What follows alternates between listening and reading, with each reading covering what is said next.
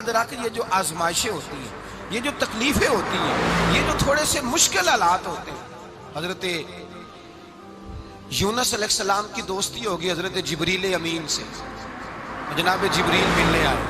حضرت یونس علیہ السلام فرمانے لگے جبریل میرا دل کرتا ہے مجھے اس بندے کی ملاقات کرا جو اللہ کا سب سے زیادہ عبادت گزار بندہ ہے۔ حضرت جبریل امین لے گئے دور دور فلسطین کے علاقے میں، اور لے جا کر ایک بندے سے ملاقات کرائی جس کی دونوں آنکھیں بھی کوئی نہیں تھی، دونوں بازو بھی کوئی نہیں تھی، دونوں پیر بھی کوئی نہیں تھی، اور اس بندے کی زبان پر لفظ بڑا کیا جاری تھے، یا اللہ تیرا شکر ہے، یا اللہ تیرا، بول کے کہیے یا اللہ تیرا، اے اللہ تیرا شکر ہے، شکر شکر کر رہا تھا۔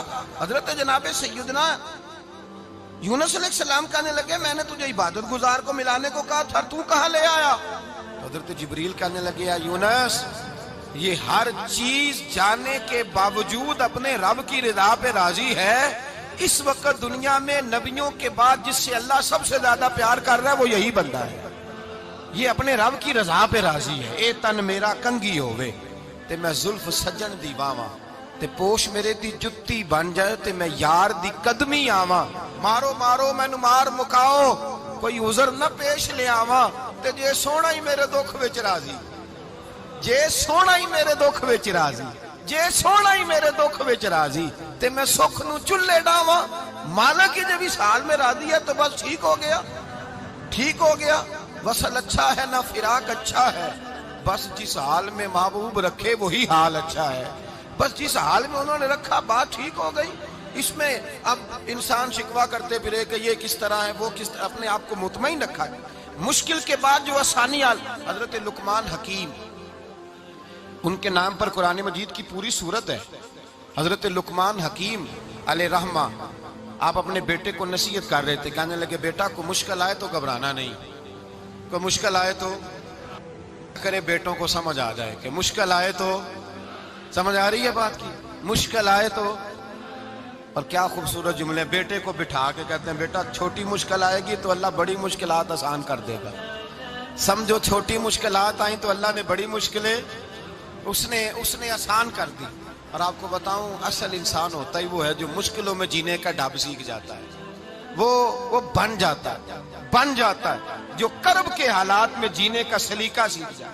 اپنے بچوں کو یہ سمجھانا، حضرت لقمان بیٹے مشکل آئے تو گھبرانا نہیں، بڑی کو ٹال دیتی ہے، وہ نیکی کا اور آسانی کا پیش خیمہ ہوتی ہے، اللہ اس کے بعد آسانی سمجھا رہے ہیں۔ کچھ دنوں کے بعد کہنے لگے آؤ فلاں اللہ کے نبی کی ملاقات کو چلے، فلاں نبی علیہ السلام سے ملنے چلتے ہیں۔ اس زمانے میں جو نبی تھے ان سے ملنے چلے گئے، بیٹے کو بات یاد تھی، گھوڑے پہ بیٹھے، امام ابن جوزی نے اس کو لکھا ہے، گھوڑے پہ بیٹھے تھے دونوں کے پاس گھوڑے تھے۔ اب رستہ بہت زیادہ تھا، کھانا ساتھ لے لیا، پانی ساتھ لے لیا، رستہ لمبا تھا، صحرا کا علاقہ تھا۔ جب جانے لگے تو اتنی سخت گرمی ہوئی کہ گھوڑے بھی بے ہوش ہونے لگے، اچانک ایسی گرم لو چلی کہ گھوڑے بھی۔ اب دونوں باپ بیٹا جو تھے وہ بڑی جوش میں تھے کہ جانا ہی جانا ہے، گھوڑے سے اتر کر کے پیدل چلنے لگے۔ اب پیدل چلتے چلتے ذرا آگے گئے تو اب گرمی میں جتنا بندہ پیدل چلتا ہے اتنا پیاس بھی زیادہ لگتی ہے، تو پانی پیتے رہے، کھانا کھاتے رہے، کھانا پانی بھی ختم ہو گیا۔ تھوڑا آگے چلے نا، اس قدر تکلیف بڑھی کہ حضرت جناب لقمان کے بیٹے کے پیر کے اندر ایک ہڈی پیوست ہو گئی، اتنی بڑی ہڈی تھی وہ اندر ہی چلی گئی، پیر خون کے فوارے گرنے لگے، بیٹا بے ہوش ہو گیا۔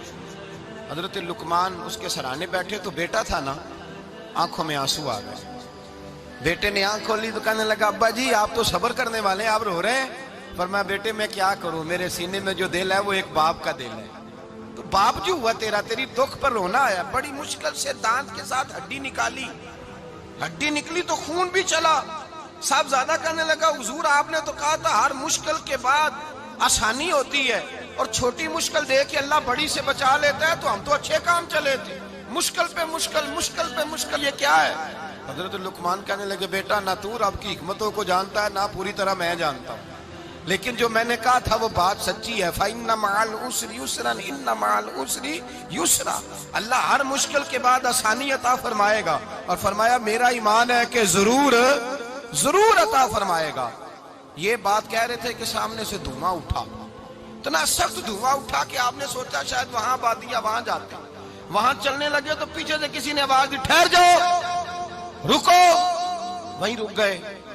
تھوڑی دیر گزری تو کہا رک جاؤ. جب رکے تو ایک بولنے والا بولا، کہنے لگا تمہارے لیے تھوڑی دیر کے بعد جانوروں کا بندوبست کر دیا جائے گا، کھانے کا بھی بندوبست ہو جائے گا، بچے کا پیر بھی صحیح ہو جائے گا، چلے جانا لیکن ذرا ٹھہرو.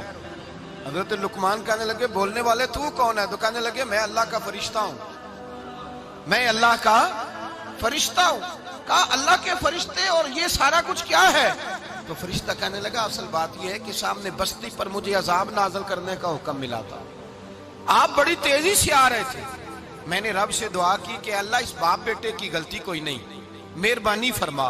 رب نے پہلے آپ کو صحرا میں الجھایا، پھر میری دعا کی برکت سے آپ کے گھوڑے ٹھہر گئے، پھر میری دعا کی برکت سے آپ کا پانی ختم ہوا، پھر میری دعا کی برکت سے آپ کے بیٹے کو زخم آیا، پھر میری دعا کی برکت سے سامنے سے دھواں اٹھا.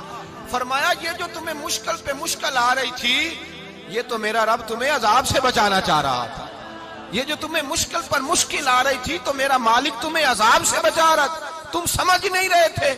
حضرت لقمان نے بیٹے کی طرف دیکھا تو بیٹے کہنے لگے ابا جی بات بالکل سچی ہے، افضل الذکر لا الہ الا لا الہ الا، اور پھر پڑھنے لگے حسبنا اللہ و نعم الوکیل نعم المولا و نعم النصیر. یہ ورد ہونے لگے. بھائی جب تجھے مشکل آتی ہے، آزمائش آتی ہے، تو اس وقت سمجھتا ہے پتہ نہیں میرے ساتھ کیا بننے لگا ہے. اللہ تبارک و تعالیٰ چھوٹی مشکل دے کے تجھے بڑی سے محفوظ رکھتا ہے، چھوٹی بیماری دے کے تجھے بڑی سے محفوظ رکھتا ہے. بلکہ میں ایک دفعہ ایک تکلیف میں ایک آزمائش میں مبتلا ہو گیا تو میں نے اپنے حضرت سے کہا کہ حضور سارے دکھ کٹھے ہی آ گئے، کیا کیا جائے؟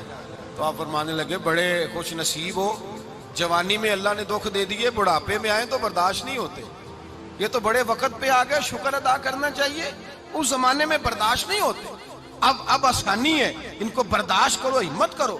میرے بھائی یاد رکھیں آزمائشیں تکلیفیں آپ کو بڑا کرنے کے لیے آتی ہیں.